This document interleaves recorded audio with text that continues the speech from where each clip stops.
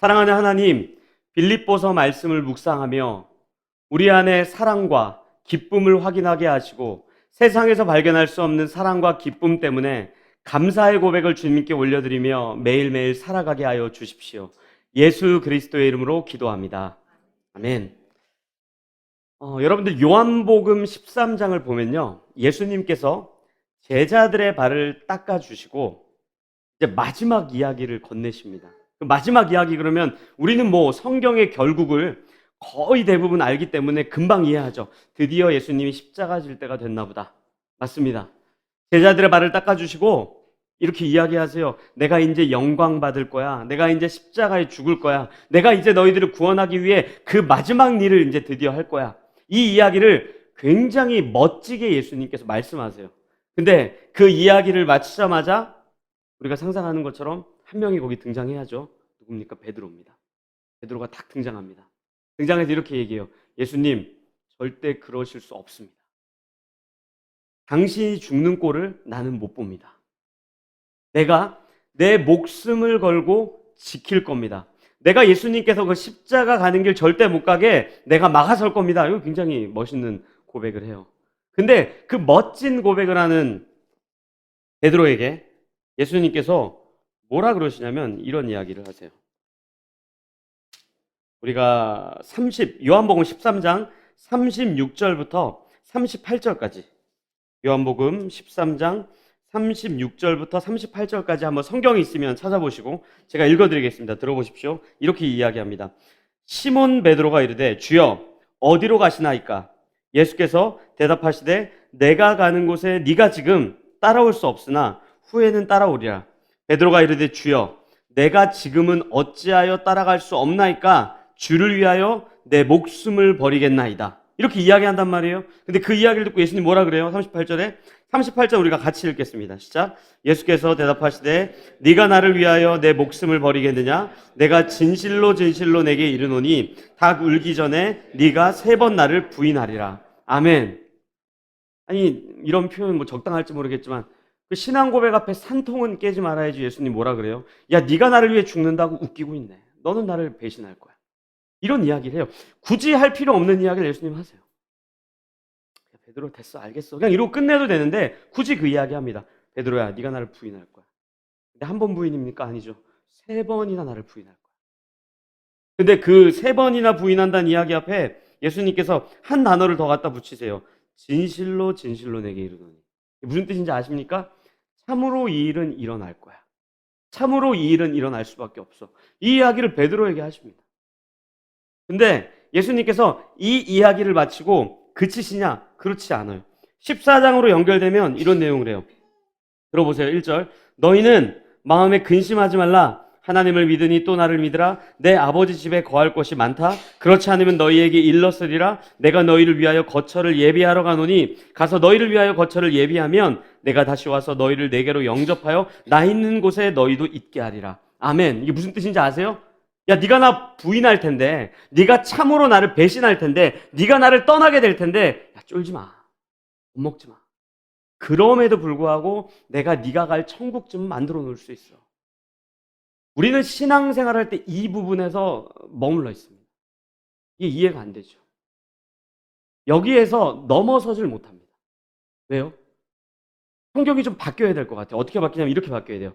베드로야, 네가 분명히 나를 닭 울기 전 3번 나를 부인할 상황이 마주하게 될 텐데 내가 너를 위해 천국을 예비할 테니 정말로 걱정하지 말고 예비할 테니 그걸로 네 인생이 끝나지 않을 테니 너 그때 나 부인하지 말고 네 믿음을 잘 지켜. 내가 힘줄게.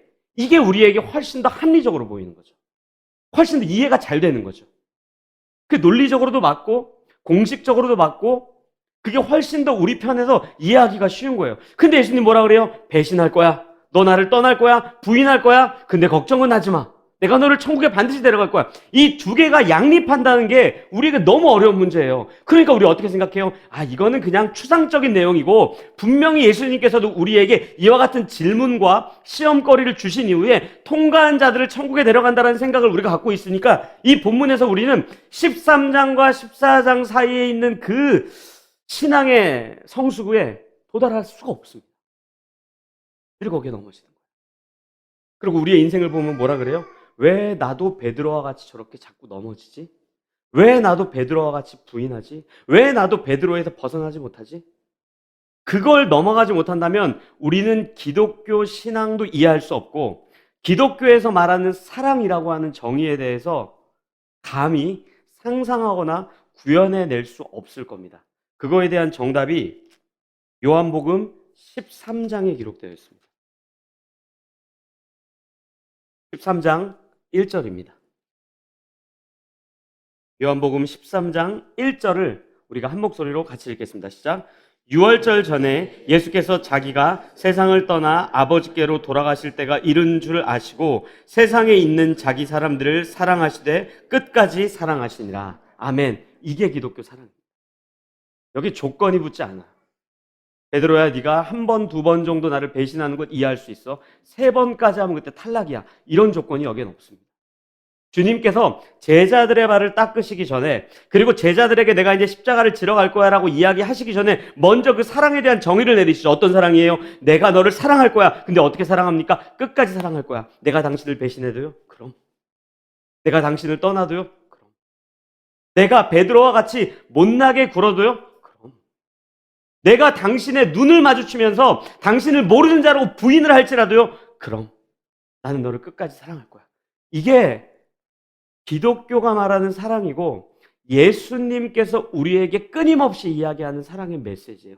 이걸 우리가 기억하지 못한다면 우리는 신앙생활하는 것이 아니라 종교생활로 갈 수밖에 없습니다. 내가 이만큼 하면 주님이 나에게 이만큼 복을 주시겠지. 내가 조금 더 하면 주님 나에게 조금 더 주시겠지. 근데 이상하다. 이번에는 내가 왜 이만큼 했는데 왜 이만큼 복을 안 주시지? 아, 뭔가 내가 잘못한 게 있나 보다. 돌아보자. 맞아. 그때 내가 구라쳤지. 여기로 가는 거예요. 주님께서는 우리에게 단 한 번도 당신의 사랑을 거둔다라고 이야기하지 않아요. 네가 하는 거 봐서 복 주겠다라고 이야기하지 않습니다. 처음부터 마지막까지 이야기하는 게 내가 너를 내 목숨과 같이 사랑할 것이고 내가 너를 그 사랑 안에 거하는 백성으로 영원까지 품을 거야. 그러니까 너는 그 사랑을 소유한 자처럼 멋있게 살아봐. 이렇게 이야기하는 거죠. 이 사랑에 대한 이해가 없으면 우리는 빌립보서를 절대 이해할 수 없습니다. 여러분들도 아시는 것처럼 빌립보서에서 가장 많이 나온 단어가 뭔지 아세요? 기쁨이에요. 기쁨. 그래서 큰 주제가 기쁨의 편지였죠. 근데 여러분들 빌립보서 내용 지금까지 우리가 꾸준히 묵상해왔다면 너무 잘 아실 텐데 이 빌립보서 1장부터 4장까지 기록되어 있는 내용들 중에 굉장히 기쁠 만한 내용이 있습니까? 이 시간적으로 정리하면 되게 간단해요. 바울이 구속되다. 근데 감옥 안에서 빌립보 교회 이야기를 듣다. 그게 두 가지예요. 첫째, 갈등과 싸움이 있더라. 둘째, 가난해서 곧 망할 것 같더라. 셋째, 그럼에도 불구하고 헌금을 싹싹 긁어 모아서 사도 바울 편에 에바브로디도를 보냈는데 에바브로디도가 죽을 병에 걸리더라.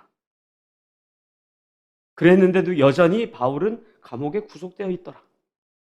이 내용이 전부거든요. 여기에 기쁨의 내용이 있습니까? 여기에 여러분들 즐거워할 만한 내용이 있습니까? 빌립보 교회는 문제투성이고 곧 있으면 문 닫을 수도 있고 사도 바울은 감옥에 갇혀서 언젠간 나올 거야라는 소망도 전혀 없고 그 도움의 물질을 가지고 도착했던 에바브로도디는 죽을 병에 걸려서 언제 죽나 내일 죽나 이러고 있는데 그 빌립보 교회에 어떤 기쁨이 있어요. 그런데 사도 바울이 뭐라 그래요? 기뻐하십시오. 그 기쁨 때문에 나는 내 인생을 살아갑니다. 이게 사도 바울의 내용이고 빌립보 교회 성도들의 내용이에요. 사도 바울도 심지어는 오늘 본문을 보면요. 4장 14절에 이런 내용이 있어요. 그러나 너희가 내 괴로움에 함께 참여하였으니 잘하였도다. 아멘. 무슨 말이에요? 그 기쁨이 있기 때문에 그 발걸음으로 걸어가고 매일매일 살아가지만 그 인생이 괴롭고 힘들다라고 본인도 표현해요. 나도 힘듭니다. 근데 내가 그 길을 걷습니다. 그리고 여러분들도 그 길을 나와 함께 동행해 주니 참으로 고맙습니다. 왜요? 그 사랑이 무엇인지를 바울은 맛보았기 때문에. 우리는 이 기독교에서 말하는 예수님의 사랑, 아무런 조건과 아무런 근거가 없이 우리를 일방적으로 끊임없이 죽기까지 사랑하시는 그 사랑을 이해하지 못한다면 우리는 기독교가 말하는 사랑이 아니라 세상에서 말하는 기브앤테이크 사랑이 익숙하겠죠.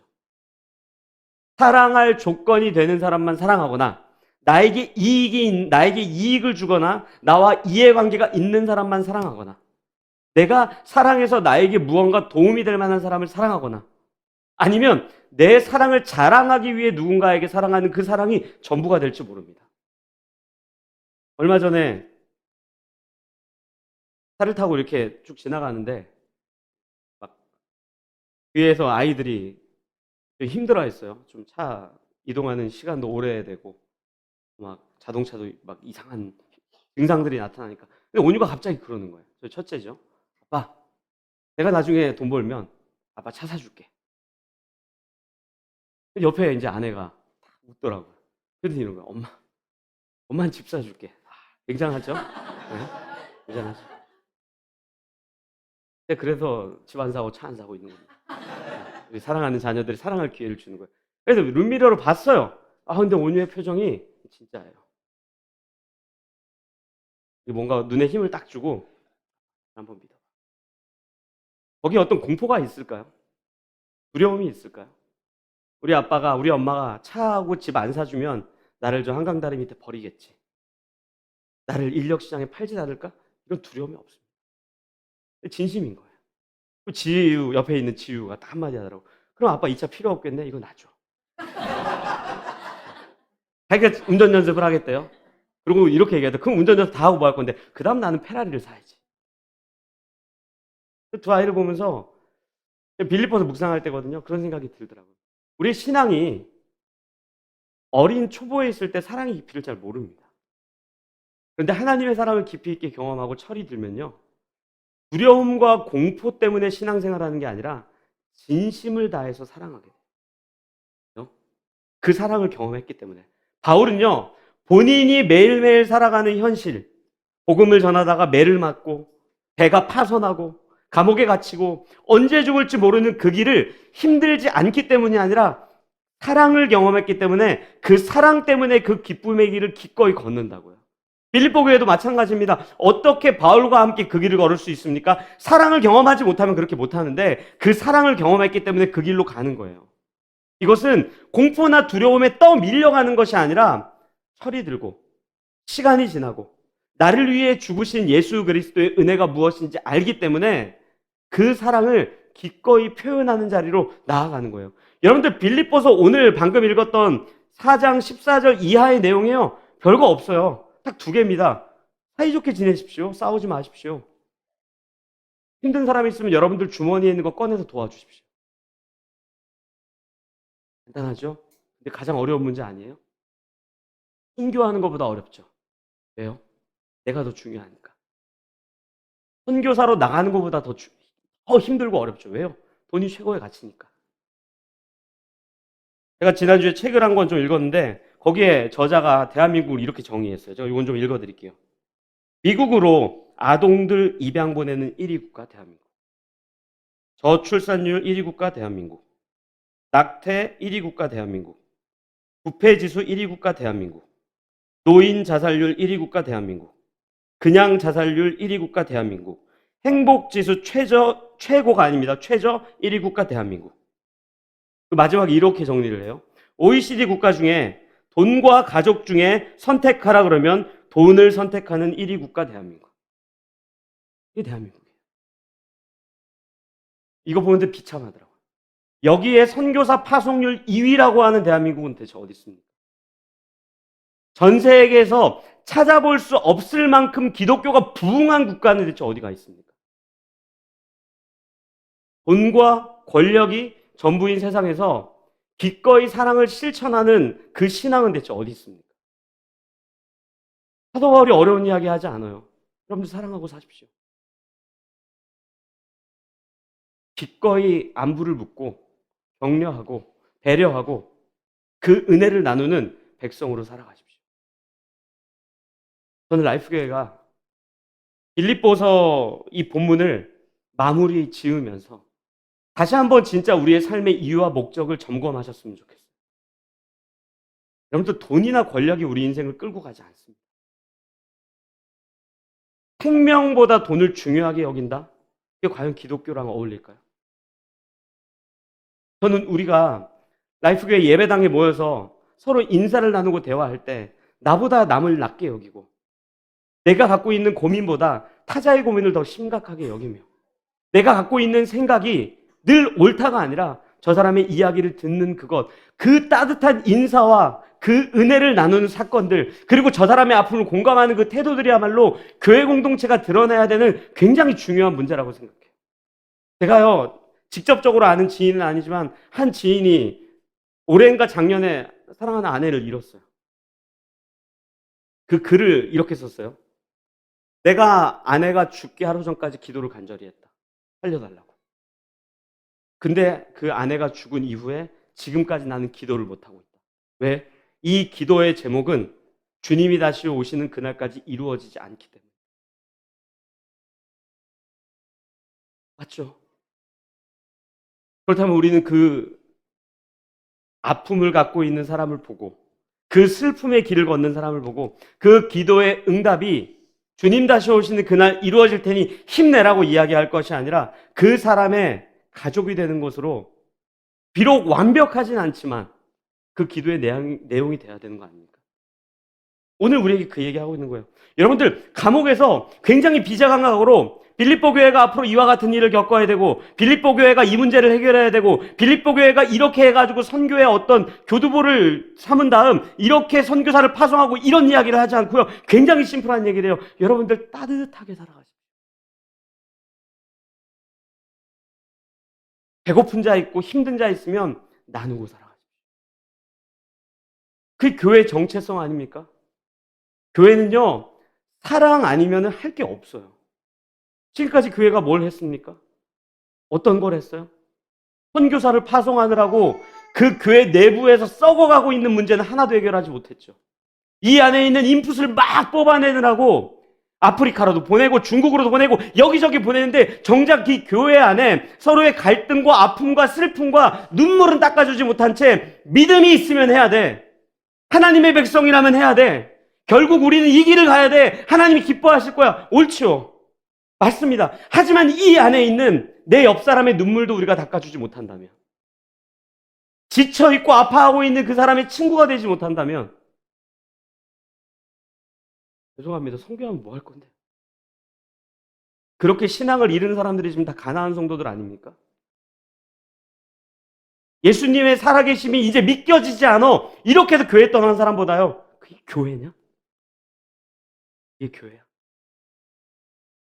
사랑이 없는데.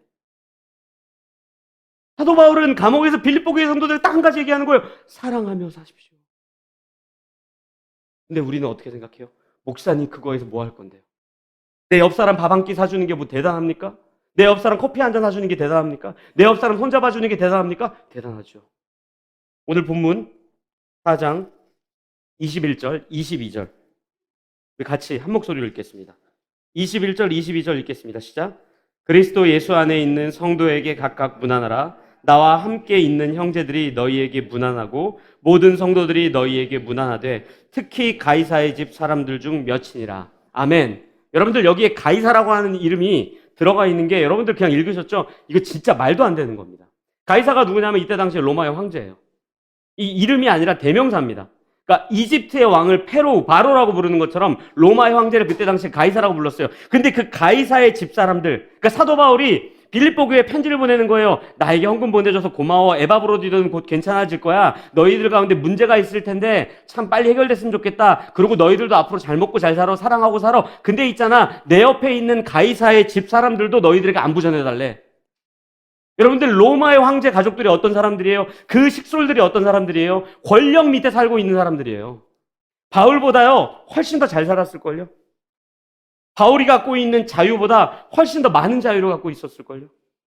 바울이 갖고 있었던 권력보다 훨씬 더 많은 권력을 갖고 있었거든요. 근데 감옥 속에 잡혀있고 자유를 빼앗기고 언제 죽을지 모르는 그 바울을 보면서 이 사람들은 예수 그리스도의 사랑과 은혜를 경험했어요. 왜요? 거기에 조건이 없거든요. 언젠가 내 목이 언제 날아가지? 가이사의 마음이 변하면 내 자리는 언제 빼앗기지? 조금이라도 눈에 잘못 들면 나는 파이어 될 거야. 그 마음으로 살아가고 있는 그 가이사 집에 일하는 모든 사람들이 사도 바울의 말도 안 되는 그 사랑과 그 은혜 때문에 예수 그리스도를 만난다고요. 여러분들 예수를 왜 믿습니까? 무엇 때문에 신자 되셨습니까? 어떻게 예수 그리스도의 사랑을 경험하고 살아가십니까? 높은 건물은 아니잖아요. 굉장히 많은 사역들에 매몰되는 건 아니잖아요. 하나 아닙니까? 세상에서 발견할 수 없는 사랑? 여러분들 초대교회 역사를 쭉 살펴보세요. 교회가 어떻게 부흥하고 성장해요. 우리가 생각하는 거랑 완전 반대예요. 사도행전 7장, 8장, 9장을 보면요. 스데반은 목이 날아가고 예수님의 제자들은 다 도망가요. 근데 어떻게 돼요? 그때 교회가 세워져요. 그 도망간 그 자리에서, 실패한 그 자리에서 예수님 믿는 게 들통나면 나도 혹시 십자가 지는 거 아니야? 그 두려움에 도망간 자리에서 복음이 전달된다고요. 그뿐입니까? 사도행전 2장을 우리가 또 같이 읽겠습니다. 사도행전 2장 37절부터 47절까지 읽어드리겠습니다. 들어보십시오. 그들이 이 말을 듣고 마음에 찔려 베드로와 다른 사도들에게 물어 이르되 형제들아 우리가 어찌할꼬 하거늘 베드로가 이르되 너희가 회개하여 각각 예수 그리스도의 이름으로 세례를 받고 죄사함을 받으라. 그리하면 성령의 선물을 받으리니 이 약속은 너희와 너희 자녀와 모든 먼데 사람 곧 주 우리 하나님이 얼마든지 부르시는 자들에게 하신 것이라 하고 또 여러 말로 확증하며 권하여 이르되 너희가 이 패역한 세대에서 구원을 받으라 하니 그 말을 받은 사람들은 세례를 받음에 이날의 신도의 수가 3,000이나 더하더라. 그들이 사도의 가르침을 받아 서로 교제하고 떡을 떼며 오로지 기도하기를 힘쓰니라. 사람마다 두려워하는데 사도들로 말미암아 기사와 표적이 많이 나타나니 믿는 사람이 다 함께 있어 모든 물건을 서로 통용하고 또 재산과 소유를 팔아 각 사람의 필요를 따라 나눠주며 날마다 마음을 같이하여 성전에 모이기를 힘쓰고 집에서 떡을 떼며 기쁨과 순전한 마음으로 음식을 먹고 하나님을 찬미하며 또 온 백성에게 칭송을 받으니 주께서 구원받는 사람을 날마다 더하게 하시니라. 아멘. 굉장한 사건이 있습니까? 엘리야처럼 하늘에서 불이 떨어집니까? 한강이 갈라집니까? 여리고가 무너집니까? 각자 집에서 갖고 온 떡을 배고픈 자들에게 나눠주고 아무런 조건과 이유 없이 그들을 사랑해주고 이방인이든지 혼혈이든지 유대인이든지 여전히 갈팡질팡하고 고민하는 자이든지 여전히 믿음이 형편없는 자이든지 똑같이 그들을 교회로 받아 사랑하고 배려하며 그들의 필요를 채워주는 그 일이야말로 교회의 정체성인데 우리는 그 정체성을 다 잃어버렸어요. 저는요, 앞으로 대한민국이 돈과 권력이 훨씬 더 힘을 갖는 시대로 갈 거라고 100% 확신합니다. 저는 그때 오히려 기독교 복음의 가치가 드러날 거라고도 100% 확신합니다. 왜요? 세상을 쓸모없는 자를 팽할 거예요. 돈 없으면 못 살 겁니다. 그때 기독교의 가치가 드러나야 되는 거 아니에요? 배고픈 자가 여기 와서 떡을 먹어야 되는 거 아닙니까? 아무도 나를 돌아보지 않는데 이 교회는 당신 내 가족이야 그러고 안아줘야 되는 거 아닙니까? 몸에 장애가 있거나 세상에서 버림당하거나 아무런 할 수 없는 사람이 교회에 와서는 적어도 안전함을 누리고 부유하고 풍성하게는 못 살지언정 적어도 여기서 떡을 먹고 예수님의 그 사랑을 경험하는 게 교회가 돼야 되는 거 아닙니까? 그렇다면 교회는요, 그 사랑을 실천하기를 멈추지 않아야죠. 바울이 빌립보 교회 성도들에게 감옥에서 전달한 이 빌립보서의 메시지가 저는 우리의 인생을 뒤흔들 뿐만 아니라 기쁨의 가치를 바꿔놓았으면 좋겠어요. 쓸모없는 자가 와도, 도움이 전혀 안 되는 자가 와도, 약자가 와도, 그 누가 와도 그들을 모두 안아주며 사랑한다 말할 수 있는 공동체가 교회 말고 어디가 있겠어요? 그게 교회죠. 기독교 복음은 그렇게 전달돼요. 어마어마한 건물이 아니라, 위대한 사역이 아니라, 유명한 몇 사람이 아니라 세상에서 발견할 수 없는 그 사랑 때문에 우리는 그 길을 걷기로 작정했고 그 길의 가치를 알기 때문에 정말로 손해볼 거 알면서도 힘들어질 거 알면서도 여기에 그 명예가 있기 때문에 그 길을 걸어가는 거예요. 그때 기뻐하는 거예요. 야, 쟤는 나한테 밥 한 번 사줬으니까 나도 한 번만 사줘야지. 코딱으로 굴지 마십시오. 2번 사주고 3번 사주십시오. 야, 쟤는 저 모양이냐? 아, 나도 쟤 안 봐. 더 이상 말을 하면 좀 안 좋은 말이 나올 것 같아서. 그렇게 사랑하며 사는 게 교회예요. 예수님이 우리의 모습을 보며 베드로야 네가 나 3번 부인했으니까 나도 너 3번 뺨을 후려갈길게 이렇게 하지 않아요. 너 사랑해. 끝까지 사랑해. 그 사랑을 우리에게 맡겨두셨다면 우리는 그 사랑을 실천해야 돼요. 오늘 이 빌립보서 마지막 이 메시지가 가이사의 집 사람들 중 몇에게 복음이 전달된 것처럼 우리의 인생을 통해 그 따뜻한 복음과 그 은혜의 복음이 넉넉하게 전달됐으면 좋겠습니다. 우리가 하는 그 사랑의 실천이 세상에서 발견할 수 없는 그 사랑의 실천이요, 허무해 보이고 무가치한 것처럼 보일 수 있어요. 근데 제가 3가지는 확신합니다. 첫째, 우리가 그 사랑의 실천을 갖고 살아가는 그 인생, 오늘 본문 18절에 기록되어 있는 것처럼 주님이 정말 기쁘게 받아주시는 향기로운 제물입니다.